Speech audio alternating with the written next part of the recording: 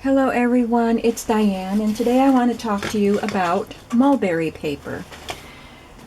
When I was doing stamped cards, mulberry paper was very popular. I'm not sure how it's made, but I just assumed it was made with mulberry pulp, tree pulp or something. I don't know. But it's got fibers, and you can find it in lots of different colors. As you can see, I have the large Bible book that I've been working on, and I put some mulberry paper behind this hymn on this page to decorate. So I want to do it again on another page, and I thought I would just share a little bit with you about mulberry paper. So, like I said, it was popular back when I started with rubber stamps and doing cards. And so I wasn't sure if you'd be able to find it very easily. So I looked on Amazon, and I did find it on Amazon, so you can purchase it. I'm just going to show you what I have. I don't need to buy anymore because I still have a lot of it from days gone by. This is just a pile of specialty paper here. And I have it in various colors, but I did want to make sure that you'd be able to look for it if I showed it to you. So I think this is a type of mulberry paper. Maybe not, but it's got petals, and it's a handmade paper, but it looks like it has the fibers. This is definitely mulberry paper. You can see the fibers in there, and you can cut it. You can cut the paper straight, or you can tear it and you get the fibers sticking out. So this is a pale green. I have a red mixed in with my other special papers here.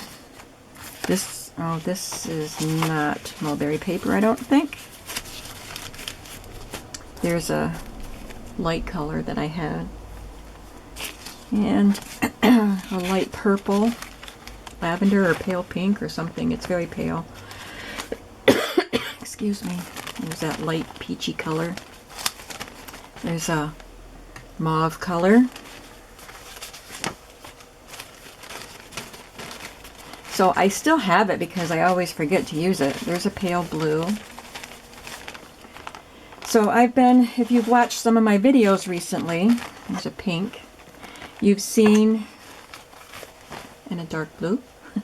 I'll get my sentence out eventually. You've seen that I've kind of revisited some of my tools and products and techniques that I used when I started stamping, like eyelets and heat embossing. So I think I should revisit mulberry paper again and handmade paper and get that going in my journals again, because as you can see, I have a lot. I should be using it. So I'm just going to show you a little tip about mulberry paper. You can emboss on it. I embossed this years ago.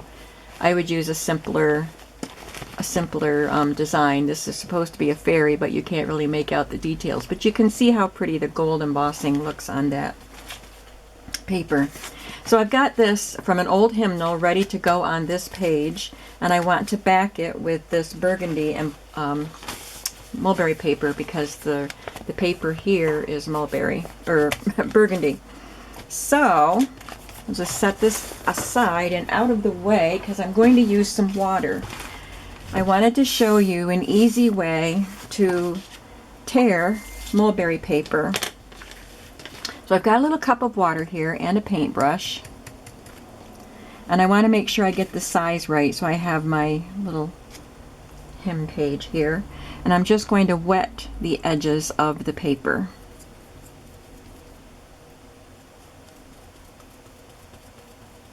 This isn't the edge here, but it's where I want the edge to be.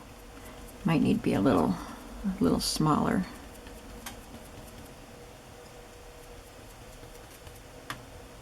So before that dries, I'll just go ahead and start tearing.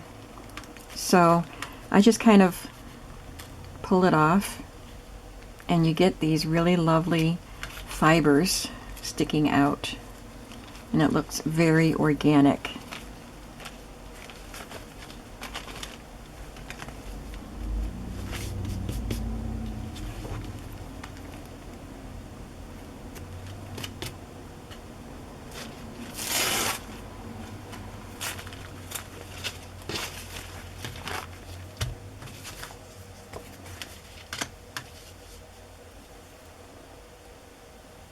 don't have a lot of room on the page for the border to be too big.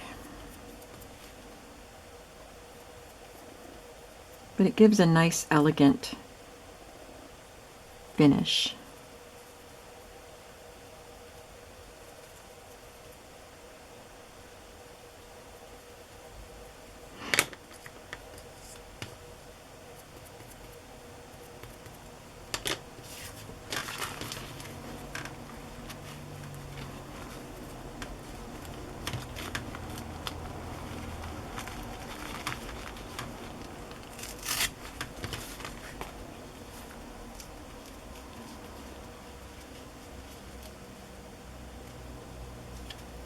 That's a really tough fiber right there.